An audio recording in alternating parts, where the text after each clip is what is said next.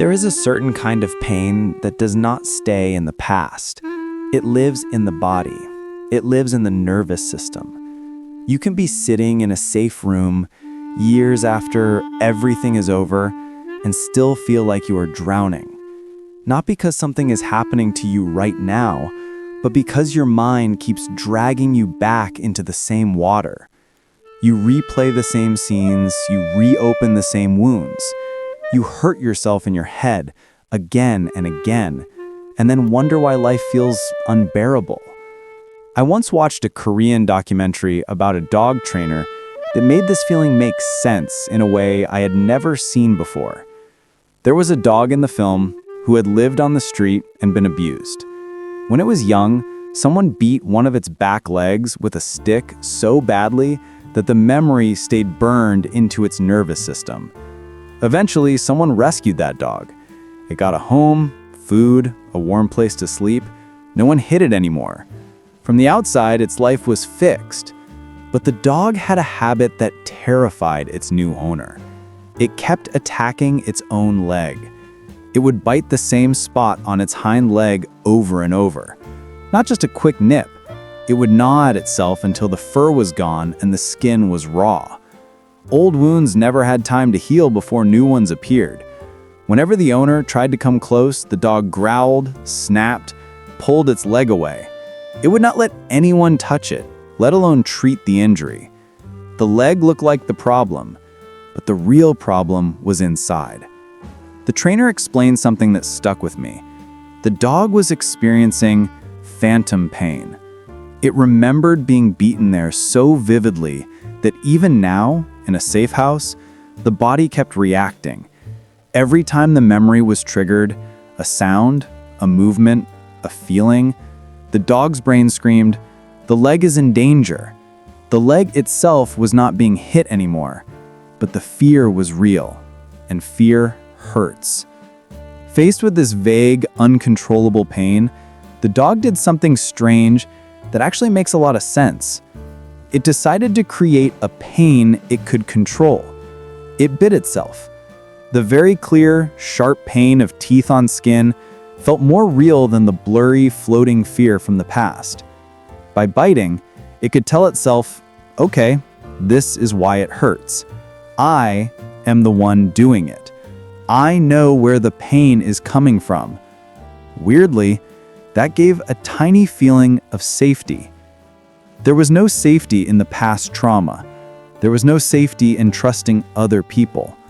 The only safe thing it knew was the feeling of pain it could create with its own jaws. That is how some of us live without realizing it. We don't bite our legs, but we bite our own lives. We go back to people who hurt us. We pick fights we know will end badly. We scroll through old messages until we are sick. We deliberately mess up good things because at least that kind of pain feels familiar. It feels like ours. The trainer did not solve this by yelling at the dog or forcing its jaw open. He did something slower and quieter. Every time the dog had that impulse to bite its leg, he interrupted it with a reward, a treat, a favorite snack. He watched closely. As soon as he saw the dog glance at its leg, lift its head in that particular way that meant, here it comes again, he called it gently and offered food instead. The dog's attention, which had been glued to the leg and the memory, began to shift.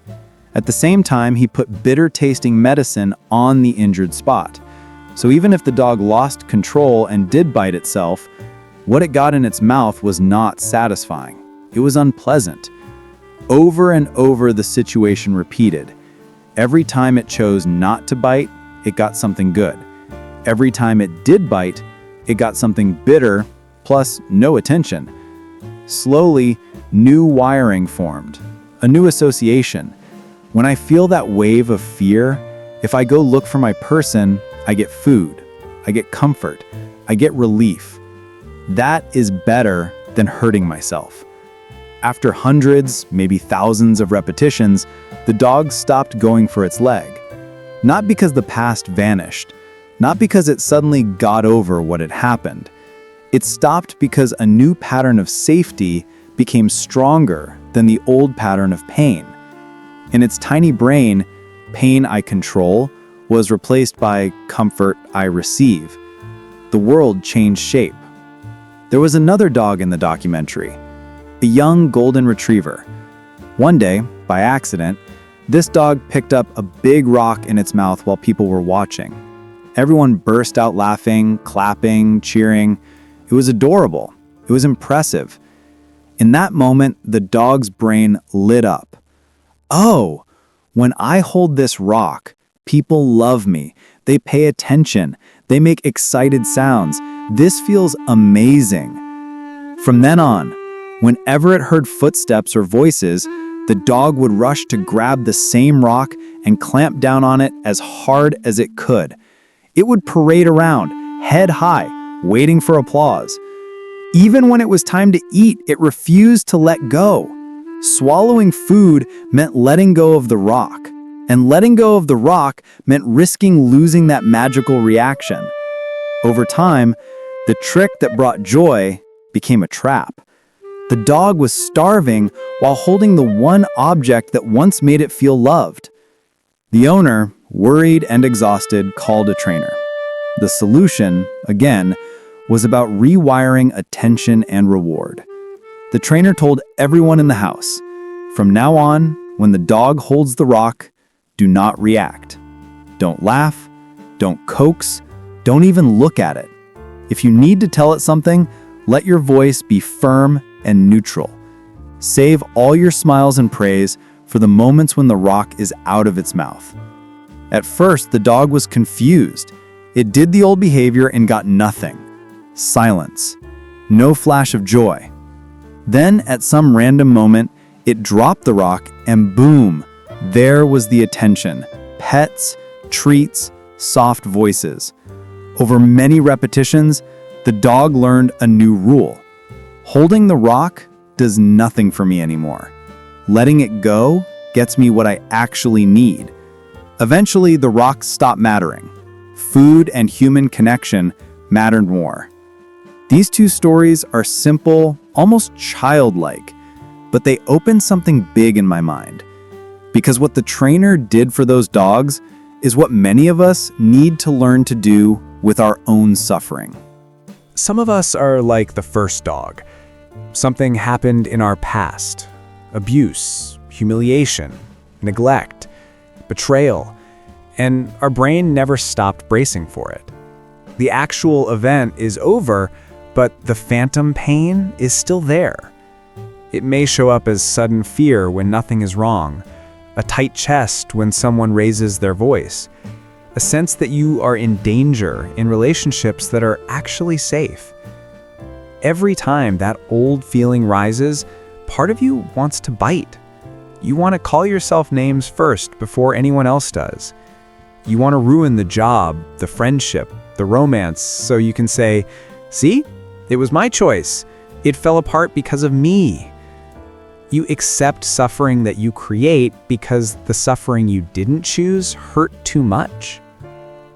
Others are more like the golden retriever.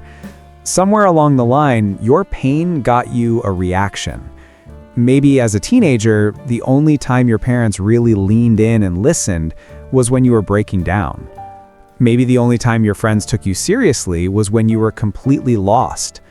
Maybe the internet rewarded your sad posts, your trauma stories, your darkest confessions with likes and comments. So a part of you learned, if I hold this rock of suffering in my mouth, people clap. They notice me. I matter. You cling to old hurts not because you enjoy them, but because you are terrified that if you let them go, you will become invisible. In both cases, you end up drowning in something that started outside of you and now lives inside of you. You sink into old memories at night. You replay conversations where you were hurt. You rehearse arguments that will never happen. All the while, your body sits on a bed or a train or a chair at work, breathing in a room that is much safer than your mind admits. Reality is here, but your nervous system is somewhere else. The question is not, why am I like this? The question is, how can I gently teach my own brain a different pattern? Imagine, for a moment, that you are both the dog and the trainer. The part of you that hurts is very fast and very old. It learned its rules a long time ago. The part of you that can observe is slower, quieter, but it is there.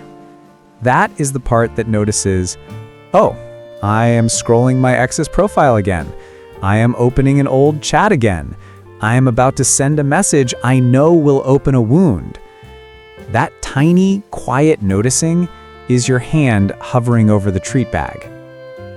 You are not going to rewire your entire life in one dramatic decision, but you can start very small, the way the trainer did.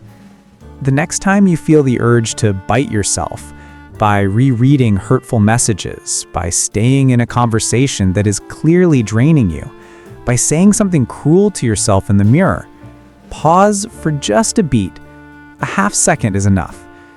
In that half second, ask, is this the old leg? Is this the rock? You don't have to answer perfectly. You don't have to stop the behavior forever. Just ask. If the answer feels like yes, see if you can offer yourself a different reward. Not a huge, complicated thing. Something simple and kind. Make yourself a hot drink. Step outside and feel the air on your face. Put on a song you love and actually listen to it, not just in the background. Text a friend something neutral and grounding instead of something dramatic. The point is not to fix the emotion. The point is to give your body another possible association. When this wave of pain comes, there is more available than just biting. Over time, if you repeat this, the association around your suffering starts to shift. The old pattern used to be trigger, memory, self-harm in thoughts or actions, brief fake feeling of control, more shame. The new pattern, slowly, becomes trigger, memory, tiny pause, small act of care, small, real feeling of relief. You do not wipe out the past. You do not erase what happened. But you start to build a new kind of safety, one that does not rely on hurting yourself. Some people worry that if they stop feeding their pain, they will lose their identity. If I am not the one who survived this, who am I? That fear is real. Letting go of the rock can feel like letting go of the only interesting or lovable thing about you. But you are more than your trauma story.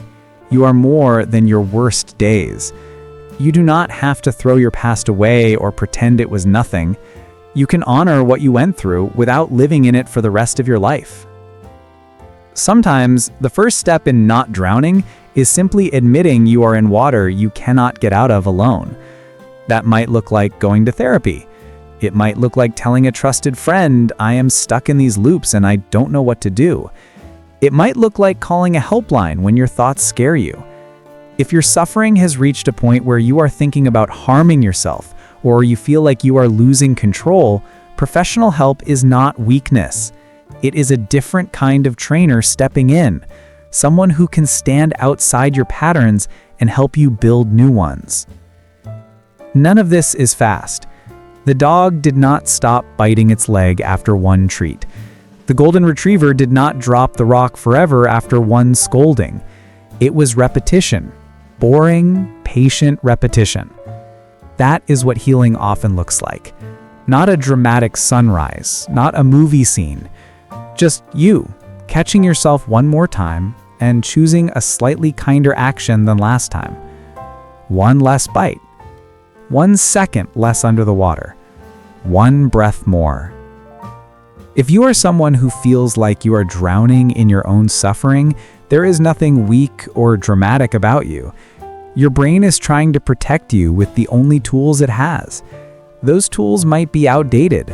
They might be hurting you more now than they help, but they were born from a real need.